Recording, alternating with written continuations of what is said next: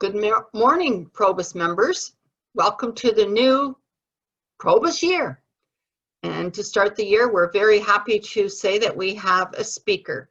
And our speaker this morning is Richard, and he is a certified financial planner and a certified personal trainer from HIT University. He was in the insurance business for 30 years before he retired and made fitness his full-time business, although he tells me he was always a self-professed fitness nerd. He's been doing business in his home studio for the last 3 years, and he even continued working with his clients via Zoom when everything closed down to COVID-19.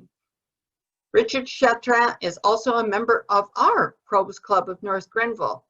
His presentation is entitled In Search of the Fountain of Youth. Please welcome Richard Chartrand. Well, thanks again, Anna, for the opportunity to present for Probus and also for this after-the-fact recording that we're doing together for the newsletter. So that's great. So that's my original slide at the top. I'm going to stop share so you can see me a little bit better now. And I'm going to start off. The title of my presentation is The Fountain of Youth. So what I'm going to do is talk a little bit about the history of anti-aging and the fact that it's as old as mankind. The Epic of Gilgamesh is probably the earliest known literary work of man. The basis of this epic is the search for immortality. So who's Gilgamesh? Gilgamesh probably ruled during the 3rd millennium before Christ, and his story was preserved on clay tablets by an Assyrian king who ruled in the 7th century before Christ. So it's an old story. The story revolves around King Gilgamesh and his best friend Enkidu, who go on many dangerous adventures together. When Enkidu dies on one of these adventures, Gilgamesh is very sad, and he drives him towards a quest for immortality, so people don't need to die. So this is old. People have been looking for this as long as men have been around. So the art and science of medicine, statistically, has been very good, not at achieving immortality, but statistically at lengthening people's lives. But the goal has been achieved more on a statistical basis. And what I mean by that is, while the average lifespan of an adult male at the turn of the 20th century was 47 years old, by the turn of the 21st century, it had increased to 76 years, which sounds like amazing progress. And it is. However, this increase was not achieved so much by prolonging the lifespan of individual people, but instead by preventing the premature deaths of large numbers of people, epidemics and things like that. The biggest impact was a decrease in infant and perinatal mortality. In other words, babies and moms dying at childbirth. But the real goal of mankind has always eluded us. The goal to reverse aging in the individual is what we really want, but have been unable to achieve. Ancient Chinese emperors sent ships of young men in a quest for a magic pearl that would reverse aging.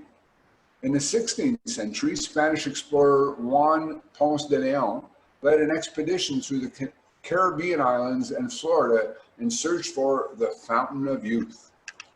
During the Middle Ages, alchemists sought the Philosopher's Stone, which was believed capable of turning lead into gold, as well as prolonging life and restoring youth.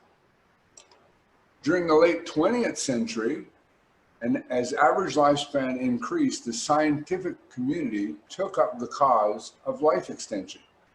Many theories have been advanced, and some are quite promising, but I'll review some of these quickly.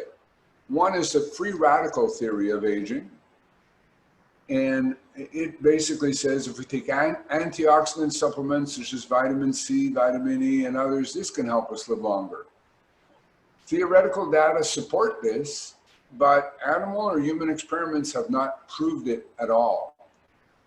It is known that diabetes and high insulin levels accelerate aging. So taking anti-glycating supplements might slow aging. Again, though, no animal or human experiments have proved this.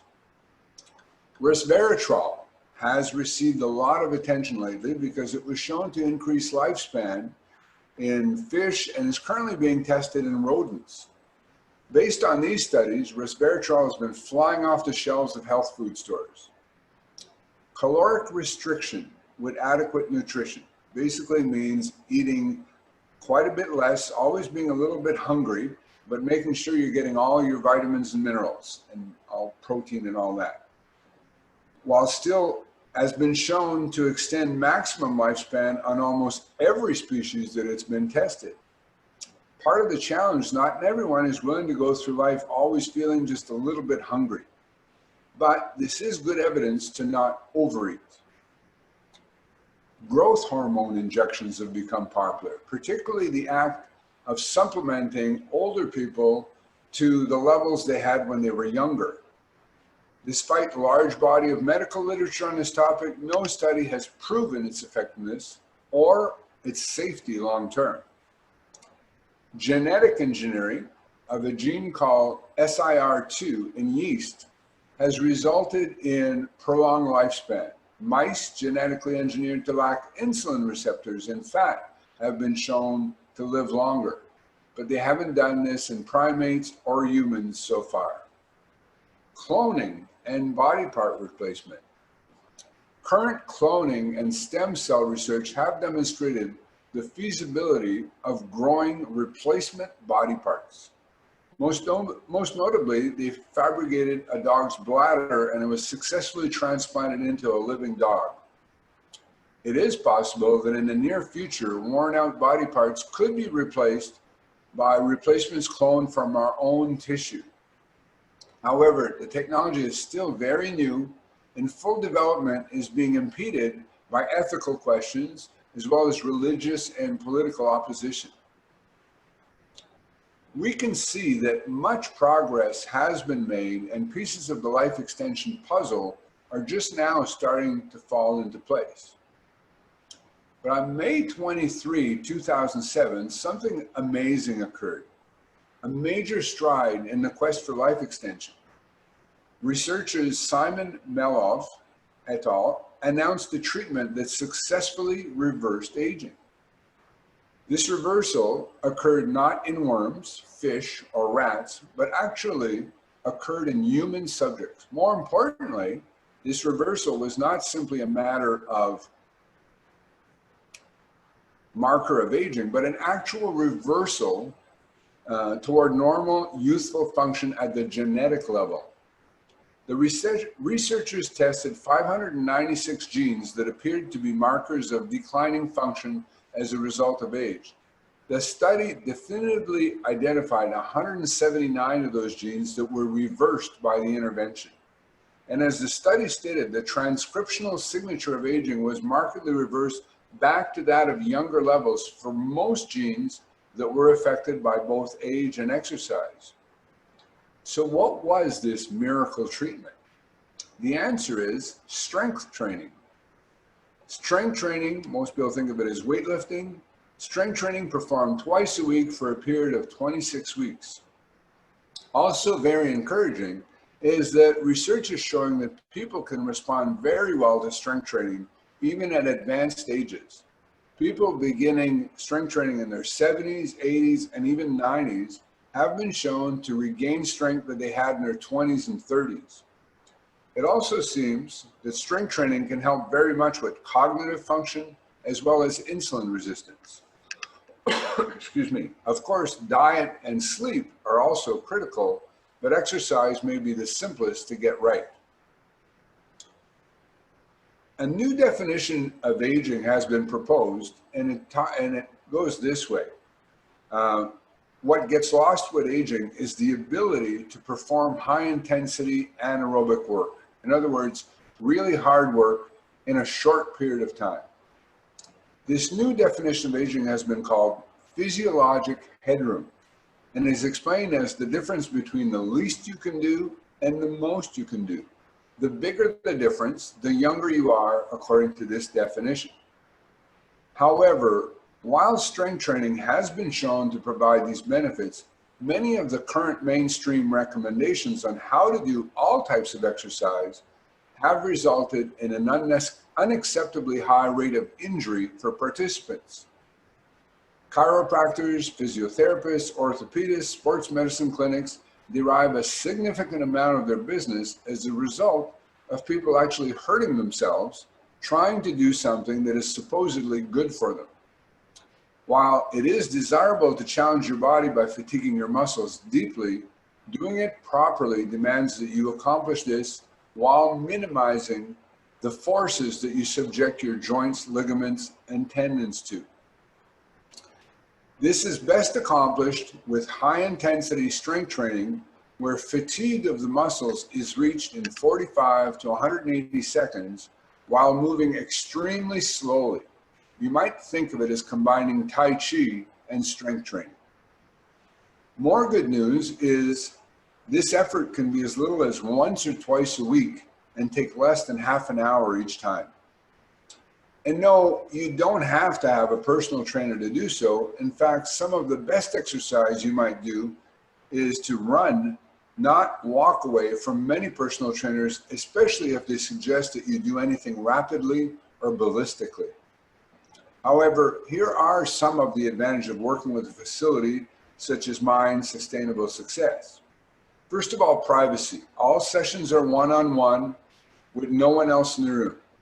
I wear masks, everything is disinfected. That goes without saying in the current situation we're in.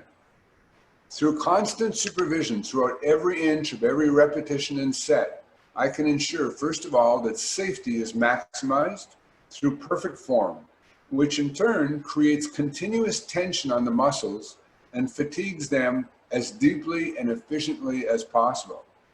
The workout is short because the goal of fatiguing the muscles deeply is done so efficiently that doing more would be both unnecessary and actually counterproductive.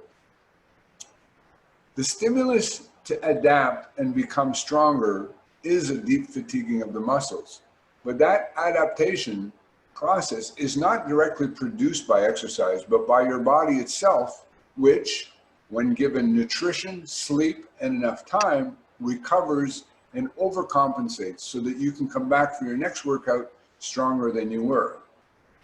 It's very important to realize that there has to be a balance between stimulus and recovery. Our exercise can actually become toxic, just like anything else that you overdo. That's why once or twice weekly sessions are not something you can get away with, but something that is an actual requirement to allow your body to recover. I can help you manage that balance, keeping you accountable for working often enough and hard enough, but making sure that you are not overdoing it. A source of confusion comes from stories of elite athletes who train for hours every day, and we assume that this is how they reach their fitness levels. What we miss is the difference between skill practice and conditioning. Anyone looking to take a skill level in any activity to world class has to practice many hours to do so, though even this can be overdone. However, the actual conditioning of the human body can and should be accomplished in the most efficient way possible. Two reasons for this is to minimize the wear and tear on the body, and secondly, to allow more time for actual skill practice in the case of someone engaged in a sport or other activity. Any athlete who is a household name is by definition someone whose genetics are better than 99.999% of the population, and whose success may well have come despite excessive exercise and not because of it. World-class athletes actually do not generally live longer, and it has been suggested there is a connection between this and overtraining. So after this groundbreaking study about how strength training can reverse aging, what was the most amazing thing is that there was very little reaction in the public or the scientific community. Despite the epic search for life extensions throughout the history of mankind, The first documented success in this regard was not met with much fanfare. There were a few articles in the media, but they were not very prominent and did not produce much response. The amount of coverage this received was minuscule when compared to the coverage received by resveratrol or caloric restriction. Dr. McGuff, who is the author of the book on the initial slide, believes that the real reason this research has not gotten the response it deserves is because we are not talking about a pill. The benefit can only be obtained through one's own effort. And let's face it, damned hard effort at that. In the end, personal effort is the only answer for just about any goal we desire. It can, however, be accomplished in 1 or 2 sessions per week, a time commitment probably comparable to what we spend brushing and flossing in a week. I am happy to send a free ebook to anyone explaining how to do this, even with a home-based program. And if anyone does choose to come in for an introductory session, there is no charge, and I can show you how to do this on your own if you wish, or more of the advantage of working with me. Do you have any, Anna, is there any questions that you would add for the recording? Excuse me. About the question that I had asked originally, which was, what is it that you enjoy most as a result of being a personal trainer? Well, I enjoy making a difference in people's lives, and I've seen, remarkable differences when you're seeing people, double and triple their strength, and people report they can work in the garden all day. Used to give them a sore back, and they can do it. Recently, I had somebody tell me they worked on the roof and said they'd never have been able to do that. Somebody recently moved furniture and couldn't believe how easy it was.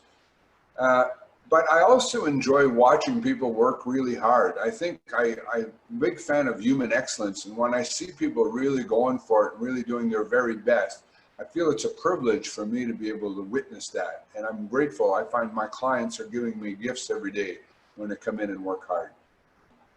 Thank you, Richard, for taking the... Richard, I have one more question for you, and that is, Probus members are all seniors, and I of course understand that strength training will help us all become stronger. Are there any other benefits for seniors to take on strength training? Well, a couple of things that come to mind quickly. In my presentation, I mentioned that it helps with cognitive function. And the other thing is slips and falls. For people over 65, about 1 in every 3 adults falls every year, and about 20 or 30% of these falls lead to injuries. And slips and falls are the leading cause of fatal and non-fatal injuries in older adults. So there's been studies done that show that people fall significantly less when they've done strength training. It improves their posture, which means that they're more likely to not be bent over, which helps. And of course, they're able to either move fast enough to prevent the fall or actually break the fall better if they're stronger. Okay, thank you for that. Time to give us a presentation, and perhaps while I'm giving you the thanks, you can put your original slide back on again so that people know where to contact you. I know that Probus members, I think, would be ideal candidates for your business, considering some of the people that I've witnessed coming into your premises. So thank you for taking the time out and giving us our presentation.